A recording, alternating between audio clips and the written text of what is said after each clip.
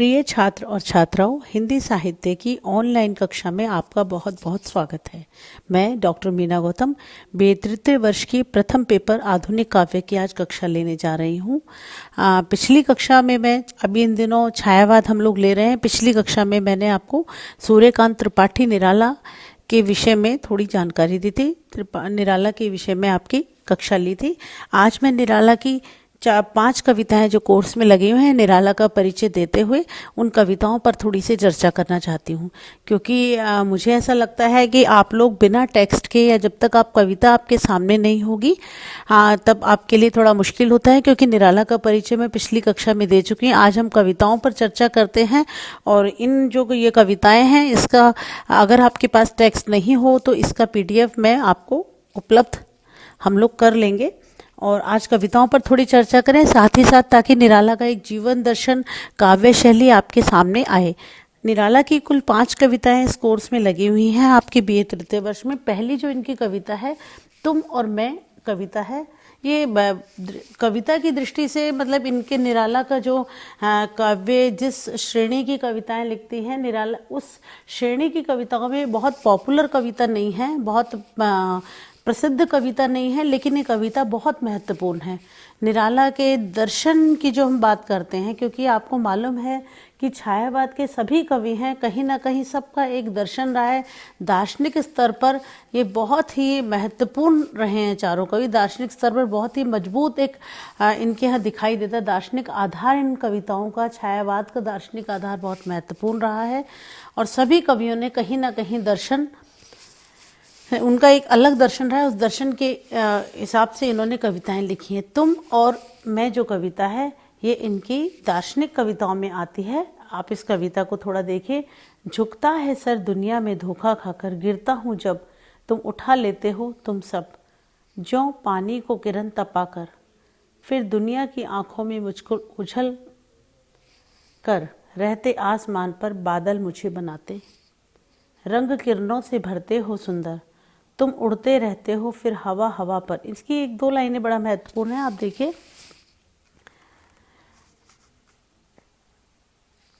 मिट जाती है जलन मगर मैं आ जाता हूँ फिर मिट्टी पर तुम मुझे उठाते हो फिर छिपे कली दिल के अंदर, जड़ से चढ़कर तने शाख डंठल से होकर, रहता हूँ अविकच कलिका में जीवन में मैं जीवन खोकर। जीवन में मैं जीवन खोकर, बिल्कुल नोट कीजिए। जब वह खिलती आंखें लड़ा लड़ा कर मिलती, उसे तोड़कर मालिन सुई चलाती मुँह मोड़ मोड़ कर, मैं खुशबू में उड़ता हूँ तब इसी गगन पर मुक्त पंख पर थरा छोड़कर। यहाँ पर निराला का जो दर्शन है आपके सामने स्पष्ट दिखाई देता है। हम अगली कविता पर चलते हैं। संध्या सुंदरी। संध्या सुंदरी जो इनकी कविता है, ये कविता किस मायने में बहुत महत्वपूर्ण है।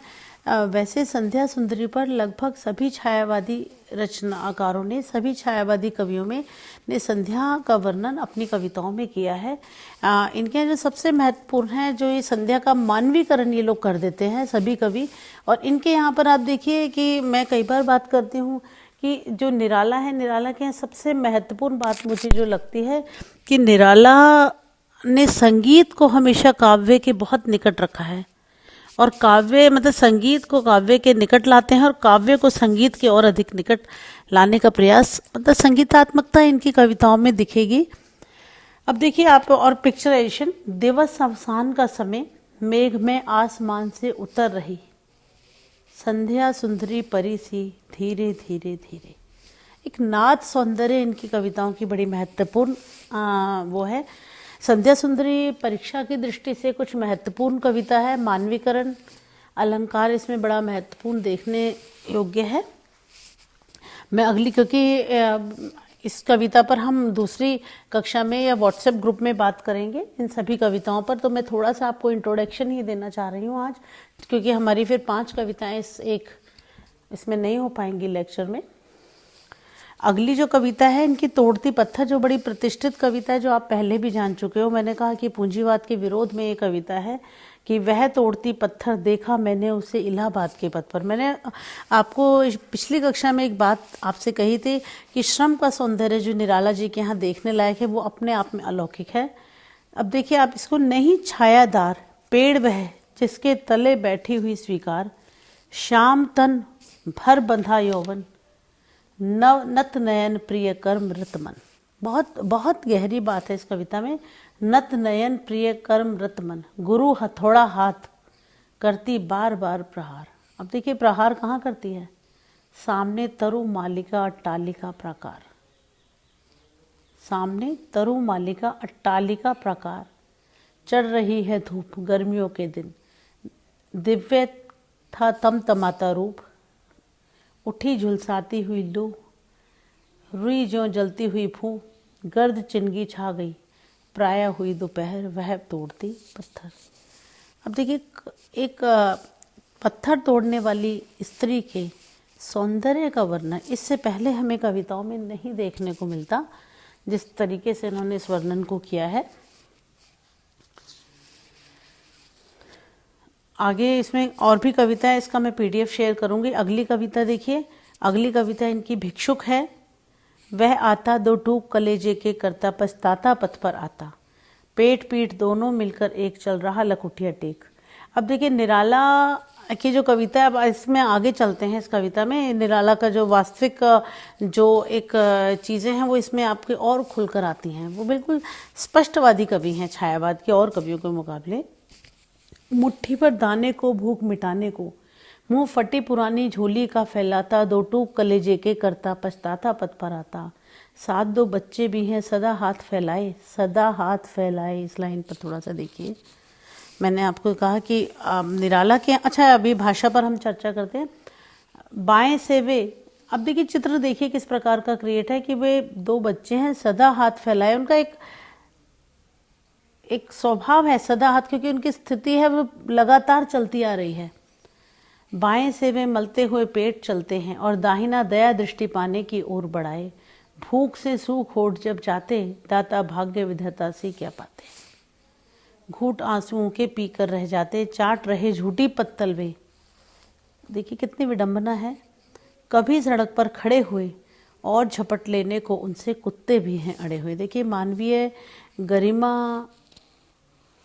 गरिमा को कितने इन्होंने उसको किस तरीके से प्रस्तुत किया है कि जानवर से भी बदतर स्थिति मनुष्य की समाज में है।